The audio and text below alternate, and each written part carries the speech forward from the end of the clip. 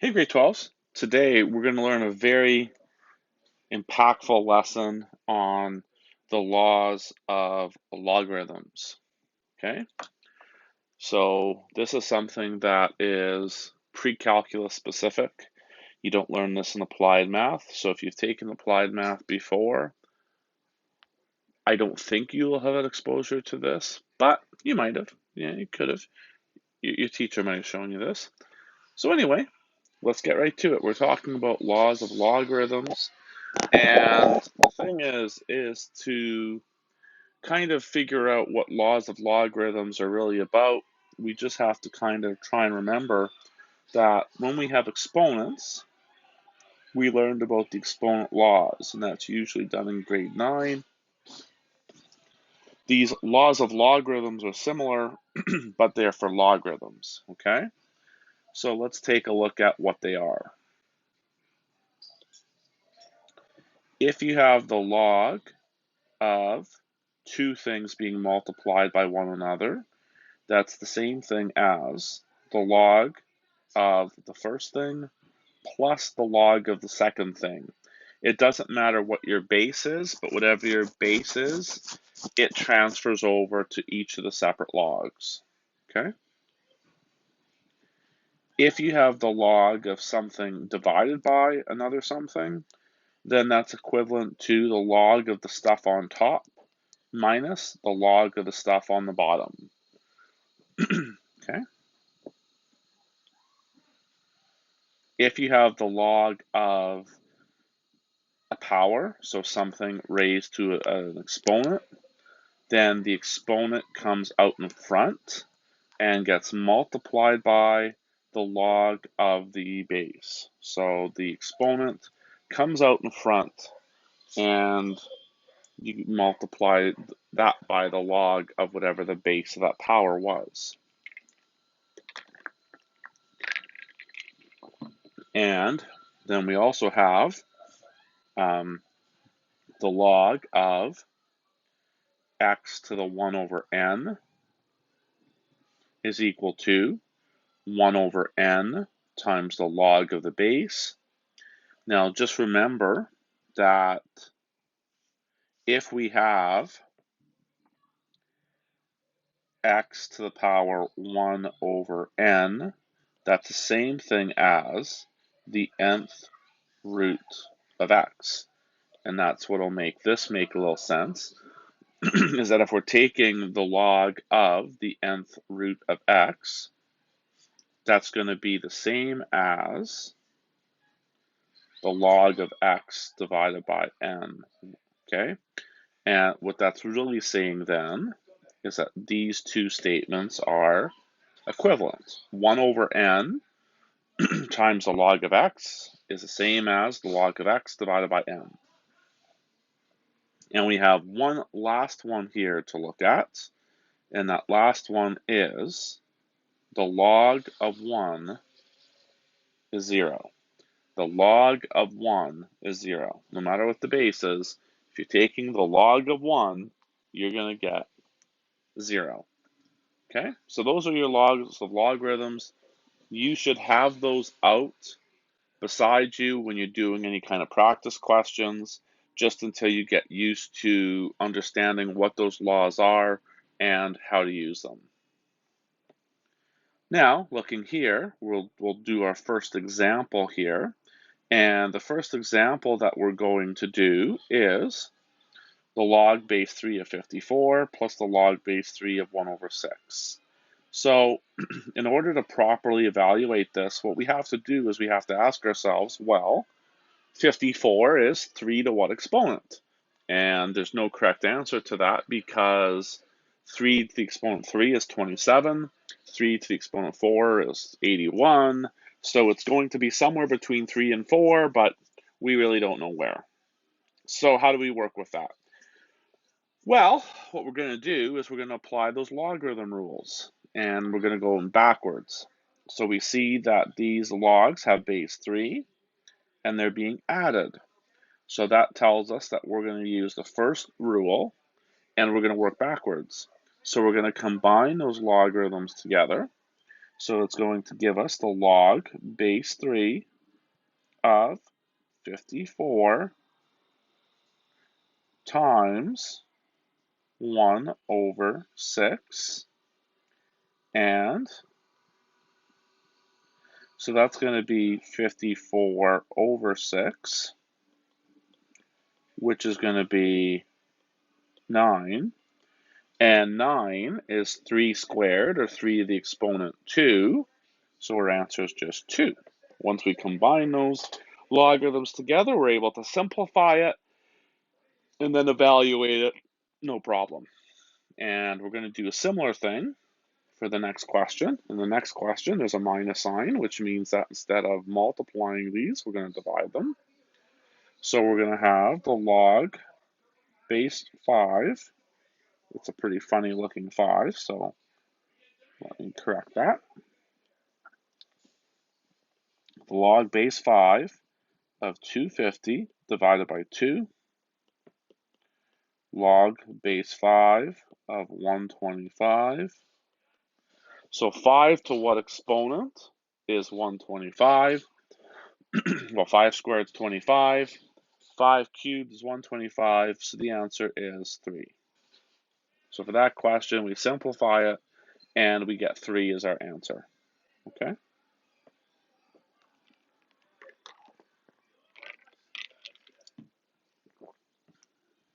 All right. Now, we're going to go ahead and evaluate some more logs. And again, we're going to use our logarithm rules to help us.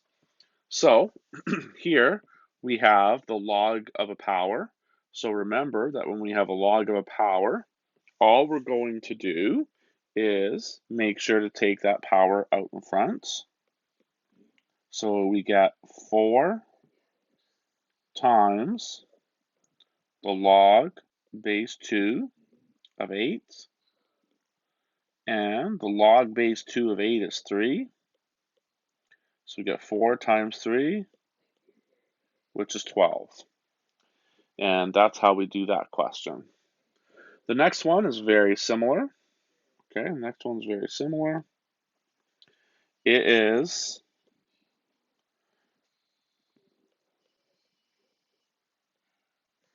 because it's the 4th root, the 4 is going to come down here, and it's going to create a fraction. It's the log base 3 of 9, all divided by 4. The log base 3 of 9, well, we just did that. It's 2.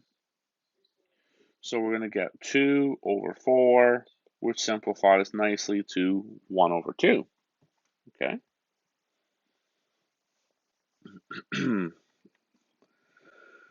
And that's how we do that question using the 3rd law of logarithms. And now we're going to try and write each expression as a single logarithm.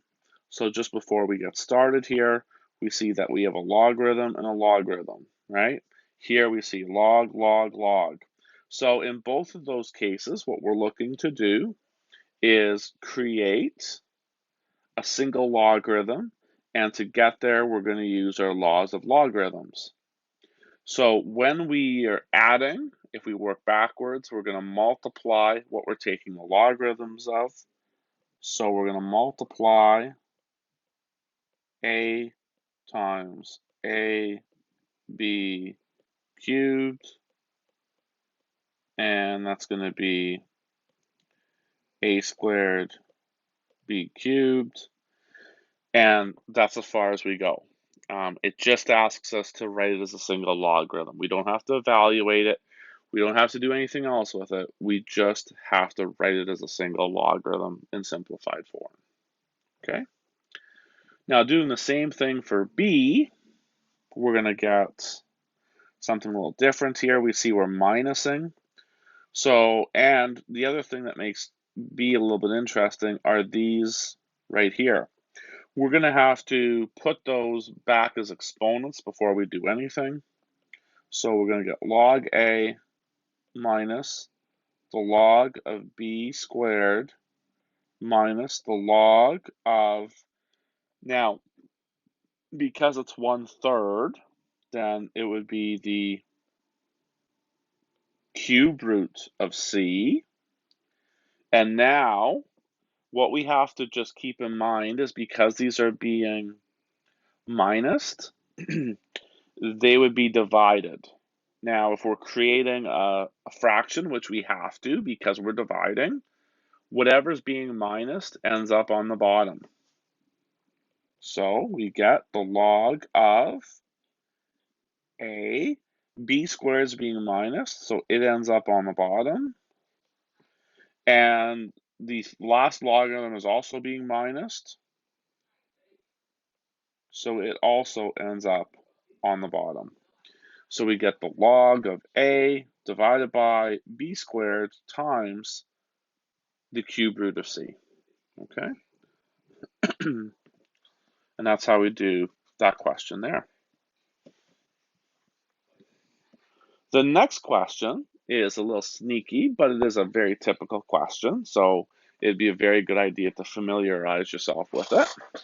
If x is equal to log 3 and y is equal to log 2, express 288 in terms of x and y. So what this question really needs you to do is it really needs you to take 288 and express it as the product of 2 and 3. In other words, we're going to have 2 to some exponent multiplied by 3 to some exponent to give us 288. That's the best way of doing this, okay? Now, right off the hop, we could create a factor tree and work it all out. And that would probably be the best way and most efficient way of doing this, okay?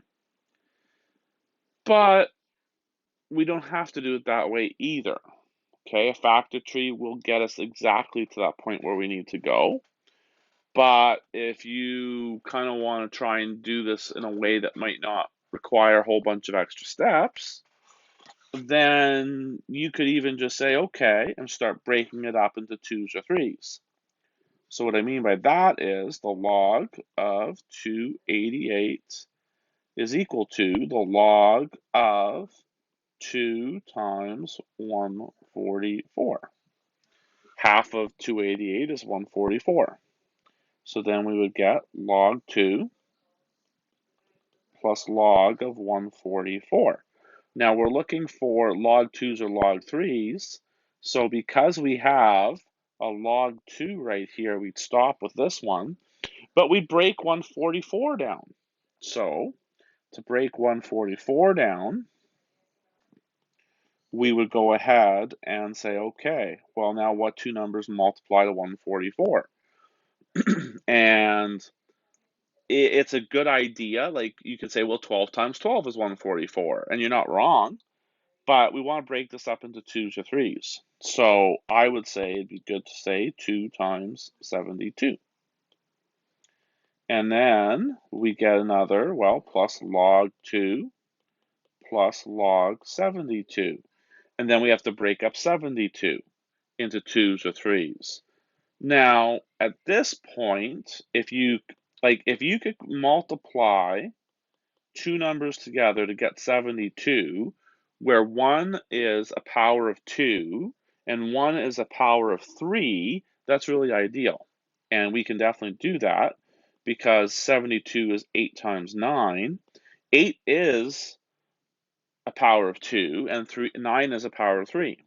So what that's going to give us is log 2 plus log 2 plus log 8 plus log 9.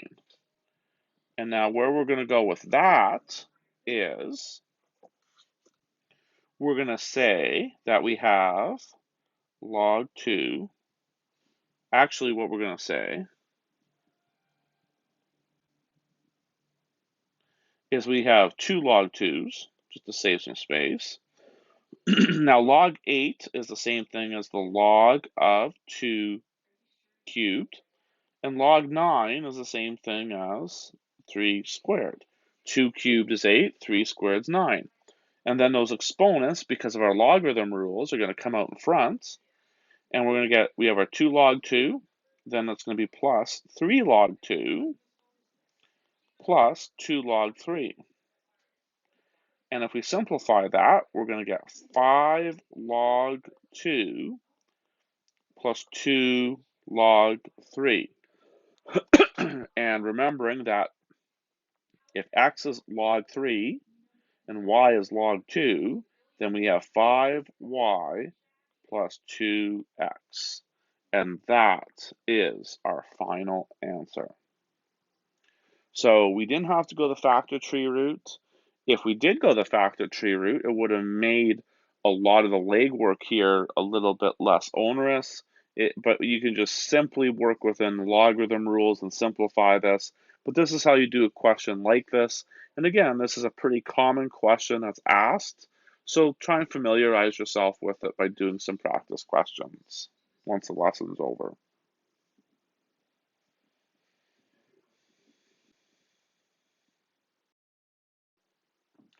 And we just have a couple more examples to do. But first, a really cool demonstration here. And this demonstration is all about pH. So for any of you that have taken chemistry, you know that pH is a measure of the hydrogen ion concentration. Well, the actual formula for it is pH is equal to the negative base 10 logarithm of the hydrogen ion concentration, and the hydrogen ion concentration is measured in moles per liter. If you're not a chemistry person, don't even worry about that, but that's where it is. So this is kind of like a really cool cross with math and chemistry.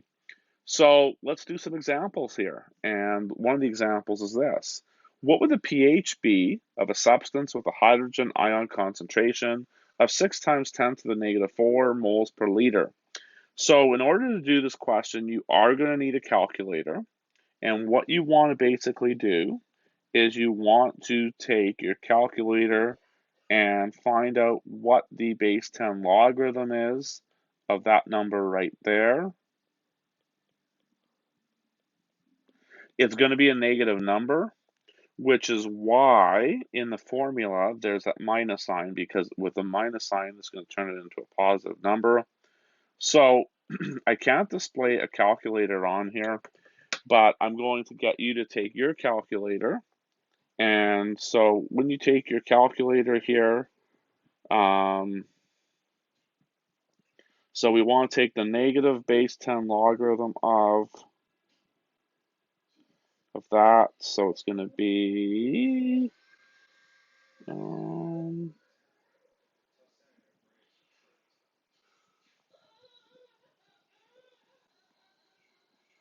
we go. And so if you take the logarithm of that, what you end up getting, once you put the minus sign on, is you get a pH of 3.22 if we round it to 2 decimal places. When you do this, if you're having any problems calculating the pH with the base 10 logarithm on your calculator, just reach out and I'll give you a hand. Okay? And then, so that's pretty straightforward because it's just plug and play. But now we're going to go backwards. We're going to say that, hey, the pH is 4.3 in this final example. What's the hydrogen ion concentration? So again, the formula for this is pH equals the minus base 10 logarithm of the hydrogen ion concentration. So we know the pH is 4.3, and that's equal to minus log base 10 logarithm of the hydrogen ion concentration. Then we're going to multiply both sides by -1. So negative 4.3 equals the base 10 logarithm of the hydrogen ion concentration. So now how do we solve for the hydrogen ion concentration? Well, I want to show you a similar logarithmic expression and see if we can come to it together. That if I say the log of let's say the log base 2 of 16 is 4, okay? What we can read from that is the base, that's 2, raised to the power 4 equals 16. So what we need to do is we need to make an equivalent exponential expression, and that'll help us find out what the hydrogen ion concentration is.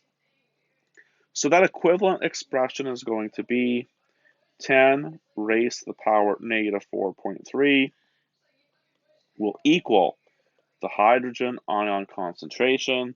So we just have to go ahead and go back to our calculator and go 10 exponent minus 4.3. And what we get is a hydrogen ion concentration of 5.01 times 10 to the negative 5. And again, for you chem people out there, the units for concentration in chemistry are moles per liter. And we use either a big M to represent that, or we use moles per liter. And that's how we go ahead and take the pH of a substance and substitute it into that formula in order to find the hydrogen ion concentration. So you have some practice questions on pages 400 to 402. Familiarize yourself with them and make sure to ask questions if you've got them.